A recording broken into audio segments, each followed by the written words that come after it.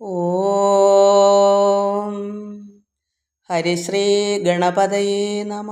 അവിഘ്നമസ്തു. ഓം നമോ ഭഗവതേ വാസുദേവായ.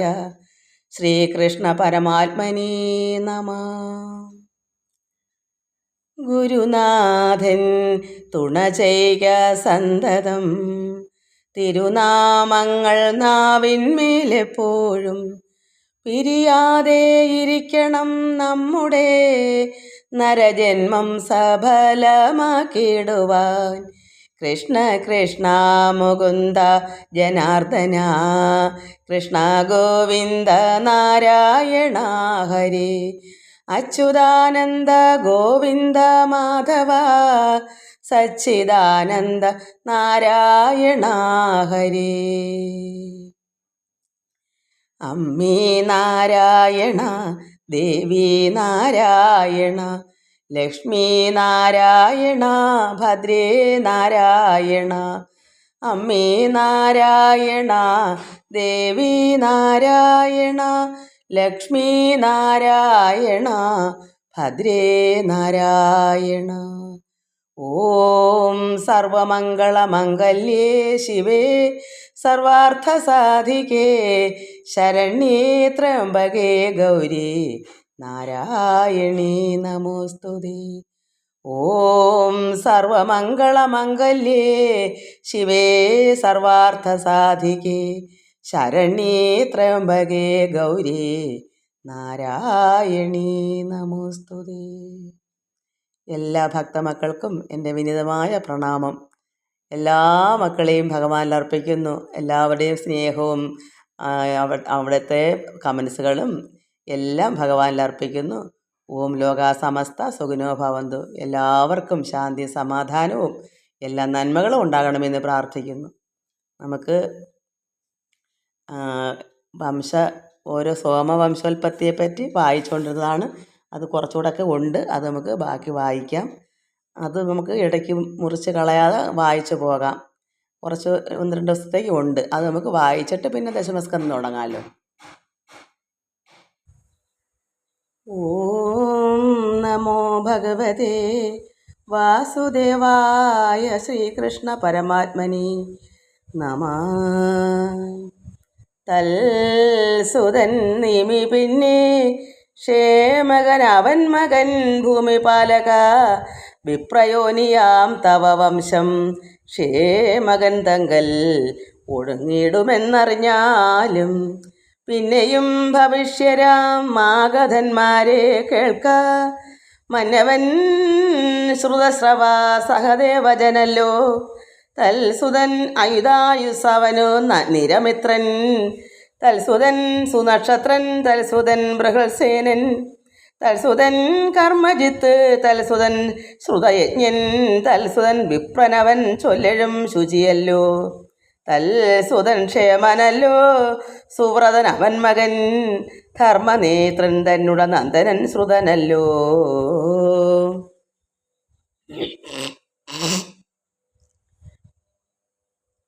തൽസുതൻ ദൃഢസേനൻ, തൽസുതൻ സുമതിയും, തൽസുതൻ സുനീധനും സത്യജിത്ത് അവൻ മകൻ, തൽസുതൻ വിശ്വജിത്തു, തൽസുതൻ രിപുഞ്ചയൻ. വത്സര സഹസ്രാന്തമിങ്ങനെ ഭവിച്ചേടും. പിന്നെയങ്ങനുദ്രുഹു തന്നുടെ തനയന്മാർ, ധന്യനാം സഭാനരൻ ചക്ഷുസും പരോക്ഷനും. പിന്നെയ സഭാനര നന്ദനൻ കാലനരൻ, നന്ദനൻ സൃഞ്ജയനും ജനമേജയനല്ലോ. സൃഞ്ജയപുത്രൻ അവൻ തനയൻ മഹാശീലൻ, അനുജൻ മഹാമനസനുജൻ തനിക്ക് ഉശീനരനും തിദിക്ഷവും. ഉശിക്ക് തനയന്മാർ ക്ഷിപിയും വനൻ ശമിദക്ഷനെന്നവർ നാമം. ശിബിതൻ തനയന്മാർ 4 പേരാകുന്നിതു, മദ്രനും സുവീരനും കേകയൻ വൃഷദർഭൻ.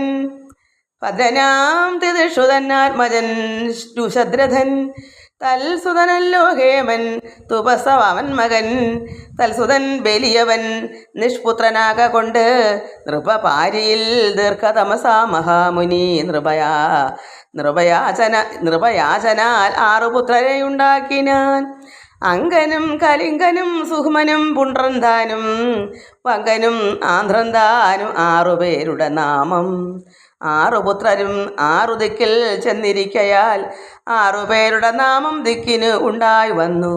നന്ദനൻ വനവാസ നന്ദക ഭൂവെന്നുടൻ നന്ദനൻ ദിവിരഥൻ തൽസുതൻ ധർമ്മരഥൻ.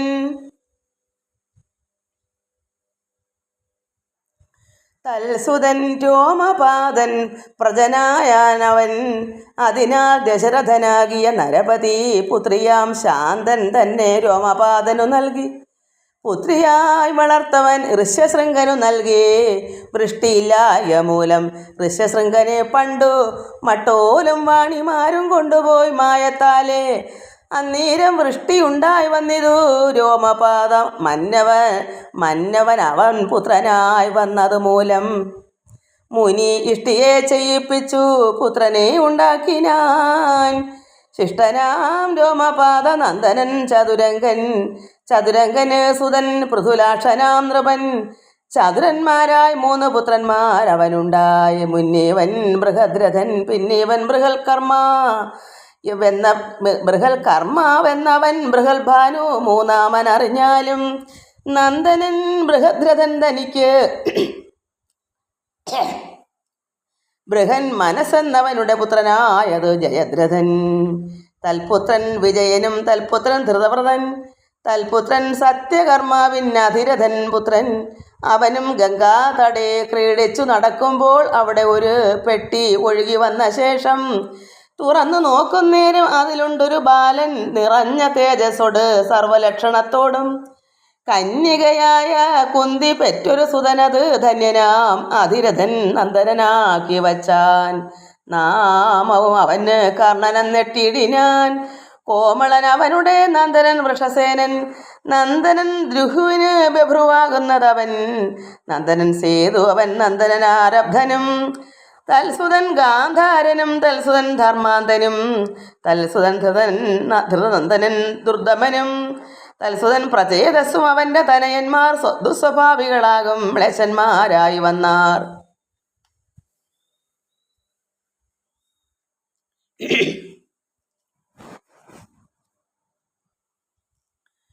പിന്നെ തുർവശുവിൻ്റെ നന്ദനൻ വന്യവൻ നന്ദനൻ ഭാസനവൻ നന്ദനൻ ഭാനുമാനും. തൽസുതൻ സുഭാനുവും തൽസുതൻ കരന്ധമൻ. തൽസുതൻ മരുത്തന് നന്ദനനില്ലാഞ്ഞവൻ. മരുത്തന് നന്ദനനില്ലാഞ്ഞവൻ സത്വരം പൂരുവംശജാതനാം ദുഷ്യന്തനെ പുത്രനായി വച്ചുകൊണ്ട് പൂരുവംശത്തിൽ ചേർന്നാൻ. ഉത്തമമാകും യദുവംശത്തെ ചൊല്ലിടുവൻ. എത്രയും മുഖ്യമത് ചൊല്ലുകിലും ശ്രവിച്ചാലും. യാദവ വംശേ കൃഷ്ണൻ വന്നവതരിക്കയാൽ മോദമോടത് കേട്ടാൽ മുക്തിയും ലഭിച്ചിടും. ധന്യനാം യദുവിനു നന്ദനൻ സഹസ്രജിത്തെന്നവൻ ക്രോഷ്ട നളൻ രിപുവും ഇവർ 4 പിന്നെ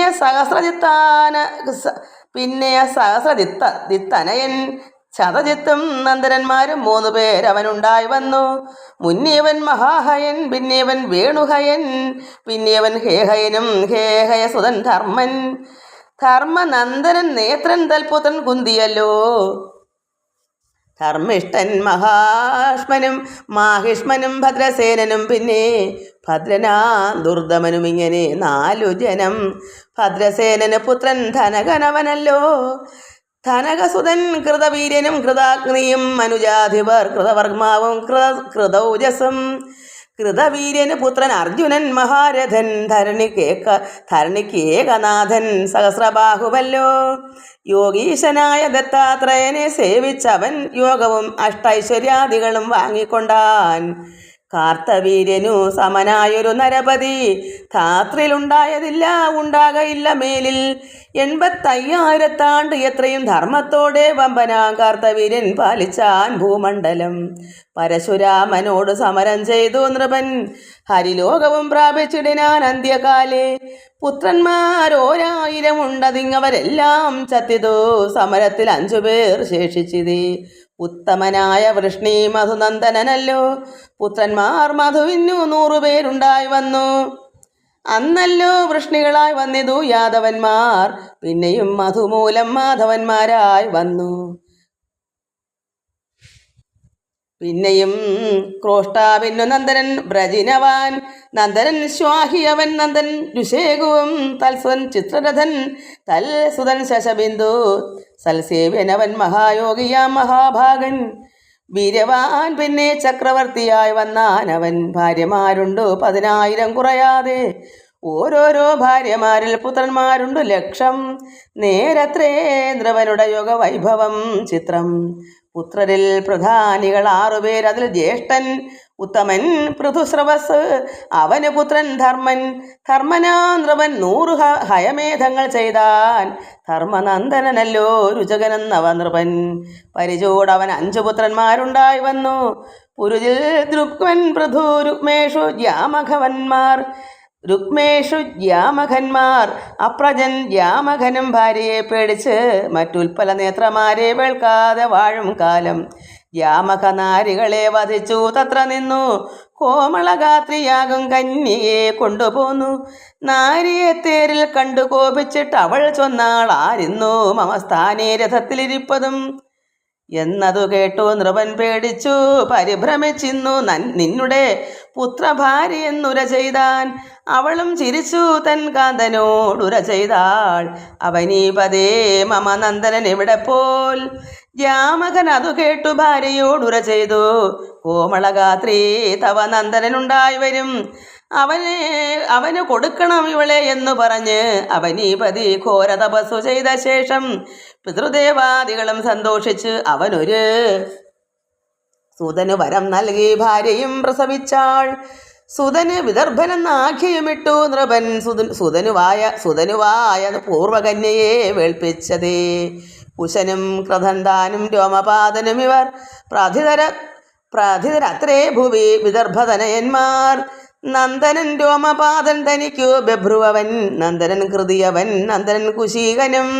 നന്ദനൻ ഛേദിയല്ലോ തദ്വംശം ഛേദിവംശം, പിന്നെ ആ ക്രധപുത്രൻ കുന്തിയെന്നറിഞ്ഞാലും തൽസുതൻ ഇഷ്ടിയല്ലോ, തൽസുതൻ ഇഷ്ടിയല്ലോ, തൽസുതൻ നിവൃതിയും, തൽസുതൻ ദാർശഹനും, തൽസുതൻ വ്യോമനല്ലോ, തൽസുതൻ ജീമൂതനും, തൽസുതൻ വികൃതിയും, തൽസുതൻ ഭീമരഥൻ, തൽസുതൻ ശകുനിയും, തൽസുതൻ കരംഭനും, തൽസുതൻ ദേവരാതൻ, തൽസുതൻ ദേവക്ഷത്രൻ, തൽസുതൻ സാത്വതനും.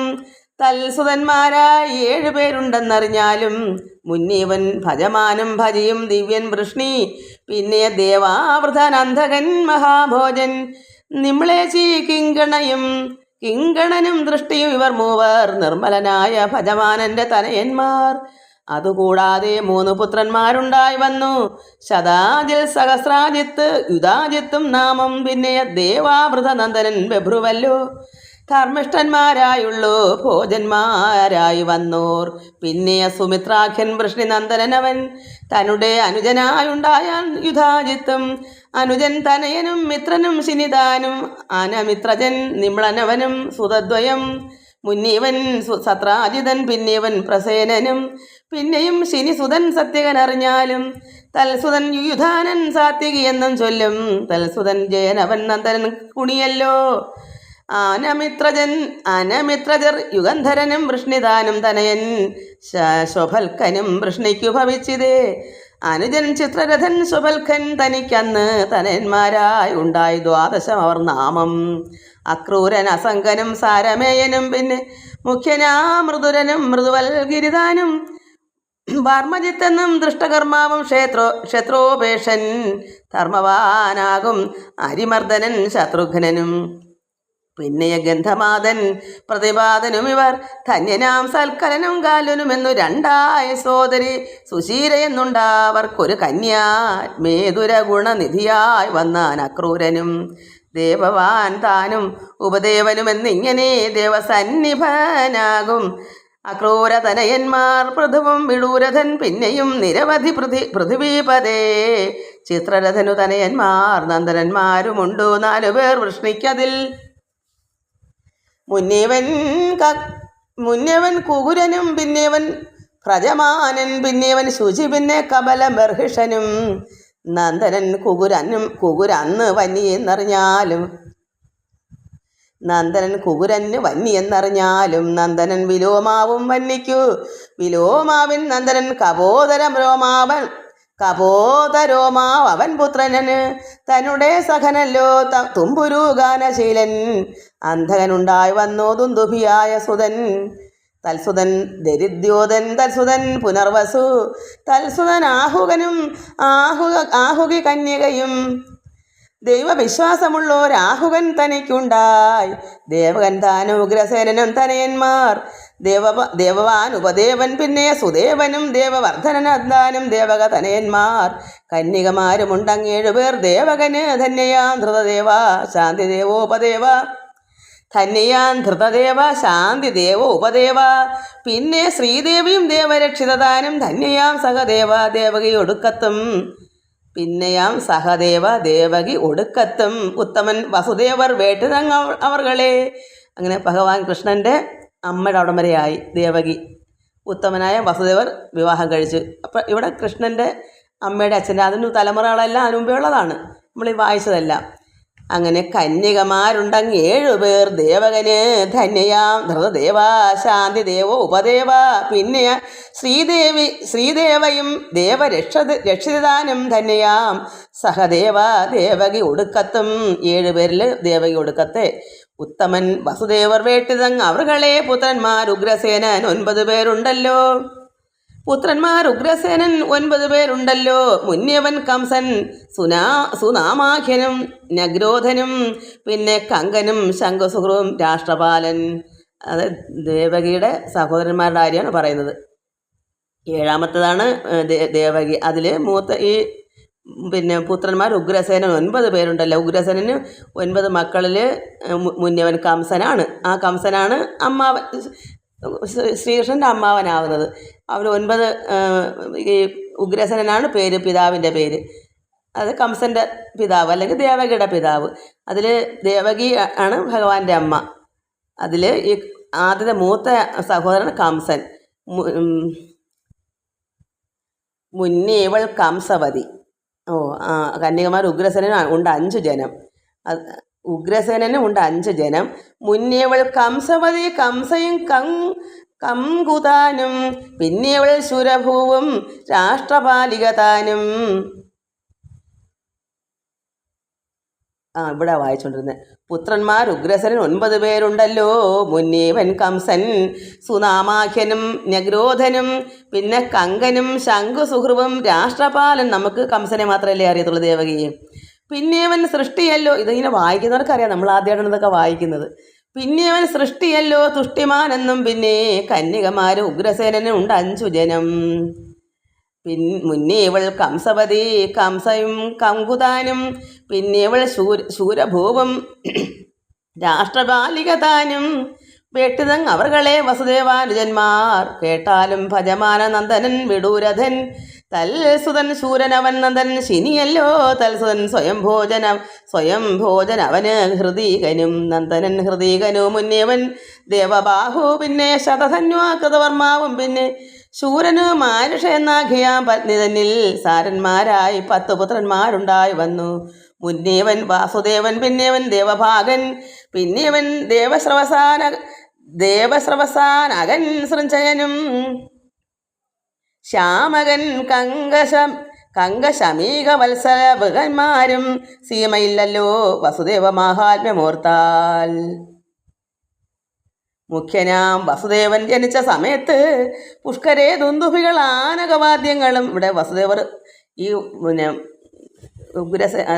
ഈ വസുദേവരുടെ ജനിച്ച സമയത്ത്, അതായത് കൃഷ്ണൻ്റെ അച്ഛൻ, മറ്റേ കംസൻ്റെ കുടുംബമാണ് ദേവകിയൊക്കെ ഉള്ളത് 9.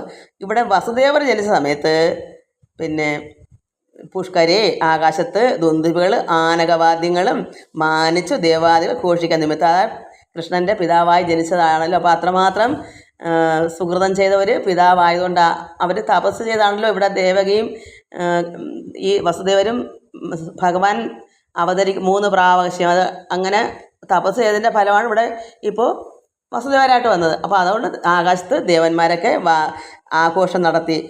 മുഖ്യനാം വസുദേവൻ ജനിച്ച സമയത്ത് പുഷ്കരെ ദുന്ദുഭികൾ ആനകവാദ്യങ്ങളും മാനിച്ചു ദേവാദികൾ ഘോഷിക്ക നിമിത്തമായി ആനകദുന്ദുഭിയായി വന്നതോ വസുദേവൻ.